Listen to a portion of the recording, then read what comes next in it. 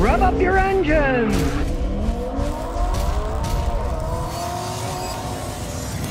Okay, today I'm going to talk about a ticking noise that this Ford Focus makes and how the man took it to a mechanic who obviously didn't know much about cars and gave him completely wrong advice. Yes, cars are getting more and more complex. Even though this is an 03, it's still complex. If you don't have the right information and experience, you shouldn't be working on cars.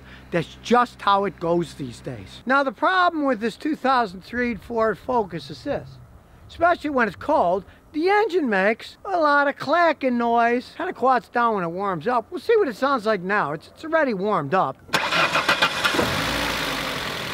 You can definitely hear some clacking noise. So I took it to another mechanic, and the mechanic said, well, I checked your hydraulic lifters and they're all okay. This car does not have hydraulic lifters.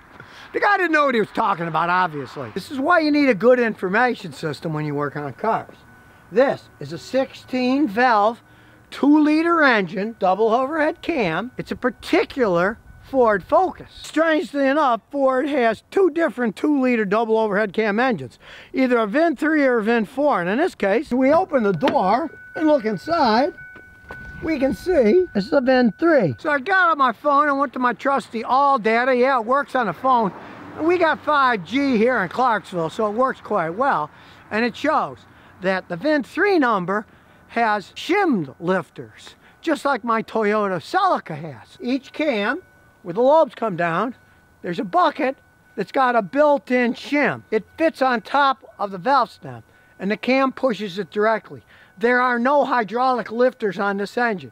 The guy telling them, well, the hydraulic lifters are okay. It doesn't have hydraulic lifters. Now, these lifters, just like the Toyota, are a royal pain in the butt. You can get special tools, but really, if you got to adjust them all, you got to take the cams off. It's a very expensive procedure that no one hardly ever does. And when it's warmed up, as you can see, you can hear some clacking, not particularly horrible. Let's go look at my Celica. Now, this Focus has 147,000 miles. Well, my Celica has 239,000 miles. And yes, you can hear some rolling noise in this. Granted, it's not clacking as loud as the Ford, but this is a Toyota and that's a Ford.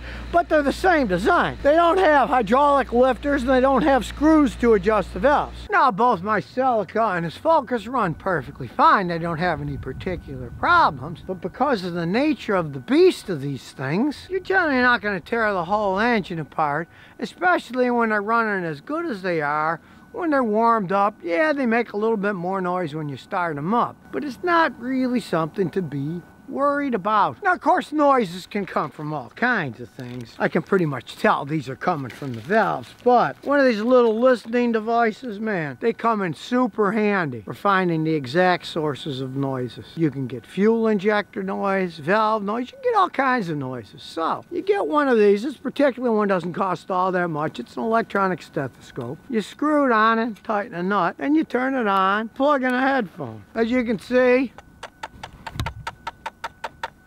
picks up noises really well. So start it up and listen.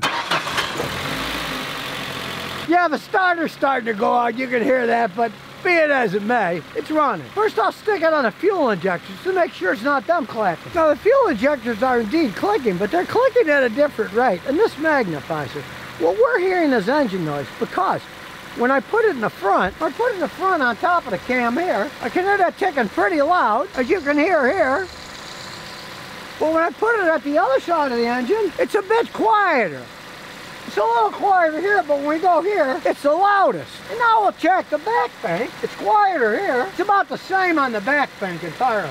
It's louder in the front. Now, as I said, it's not really something to be worried about. It runs okay, but this is logical, and here's why. This is the exhaust cam. This is the intake cam. On this particular design, it's the exhaust cam. It has the variable valve timing on it. Now, it's often the exhaust cam on any engine anyway that wears faster because it's got all the heat. The hot exhaust air is coming out. It's going to warp things, wear them out faster than the intake manifold here that's just sucking in air and fuel. That's a lot cooler. And since the front has the variable valve timing that changes, that extra motion creates extra wear. And so it's often the front ones that wear more than the back one. Like I say, it's not outrageous. I wouldn't worry about it. Now realize, the guy only paid $3 grand for this car 20,000 miles ago. You're not gonna put an engine or something in one of these when it still runs okay. Got the engine light on.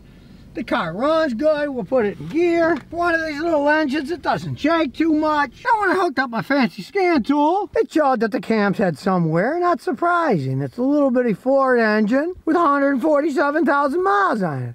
But it's not excessive. We'll take it for a little spin. Like I said, it's gonna need a starter. That's wearing out.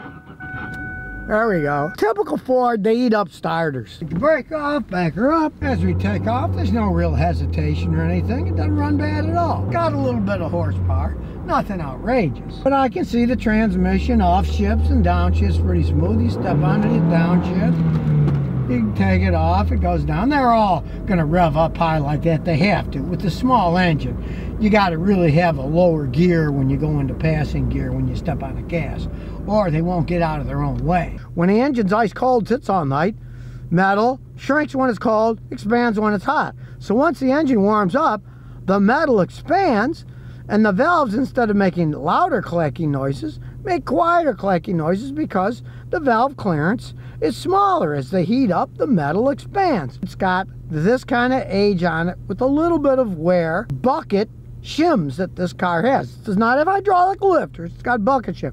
Shows you got to know what you're talking about when you're working on cars. You got to have a good information system. Normally I got to look at it. Oh yeah, those Focuses, they got hydraulic lifters. Some do, some don't. You got to know what is being worked on correctly to diagnose it right. Now we'll take it on our little drag strip here and see how it takes off. Where this car gets out of the way. Here we go. We'll give it full gas. Here we go. Doesn't shift all that bad for an old Focus. Now I do notice it's got a little bit of shaking at 60 miles an hour, and that's another mistake. The guy took it in the other day to a discount tire place and had them rotate and balance the tires. After they did it, the car shook. It didn't shake before. Well, guess what? They screwed up the job. It's just typical. Don't ever let people pull BS like that on you. Oh no, we balanced it right, they said. We did it many times and we balanced it right. Well, check this out. Now they did rotate the tires. He marked them.